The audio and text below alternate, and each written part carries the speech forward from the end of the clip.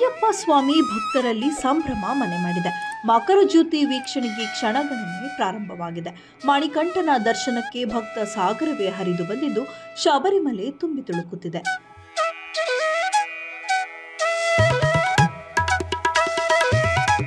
ಜನವರಿ 14ರಂದು ನಡೆಯುವ ಮಕರ ಜ್ಯೋತಿಯನ್ನ ಕಣ್ತುಂಬಿಕೊಳ್ಳಲು ಸಾವಿರಾರು ಮಂದಿ ಅಯ್ಯಪ್ಪ ಮಾಲಾಧಾರಿಗಳು ಈಗಾಗಲೇ ಶಬರಿಮಲೆಯನ್ನ ತಲುಪಿದ್ದಾರೆ. ಮಕರ ಬೆಳಕು ಹಬ್ಬದ ಸಂದರ್ಭದಲ್ಲಿ ಹೆಚ್ಚಿನ ಸಂಖ್ಯೆಯಲ್ಲಿ ಭಕ್ತರು ಆಗಮಿಸುವ ನಿಟ್ಟಿನಲ್ಲಿ ಟಿಡಿಬಿ ಸಕಲ ರೀತಿಯಲ್ಲಿ ಸಿದ್ಧತೆಯನ್ನ ಮಾಡಿಕೊಂಡಿದೆ. ತಿರುವಾಂಕೂರು ದೇವಸ್ವಂ ಮಂಡಳಿ ವೆಬ್ಸೈಟ್ನಲ್ಲಿ ವರ್ಚುವಲ್ ಕ್ಯೂ ವ್ಯವಸ್ಥೆಯನ್ನ ಜಾರಿ ಮಾಡಲಾಗಿದೆ. ಜನವರಿ 12ರ ಭಾನುವಾರ 60,000, ಜನವರಿ 13ರ ಸೋಮವಾರ 50,000 ಹಾಗೂ ಜನವರಿ 14ರ ಮಂಗಳವಾರ 40,000 ಬುಕ್ಕಿಂಗ್ಗೆ ಮಿತಿಗೊಳಿಸಲಾಗಿದೆ ಎಂದು ಮಾಹಿತಿ ಲಭ್ಯವಾಗಿದೆ.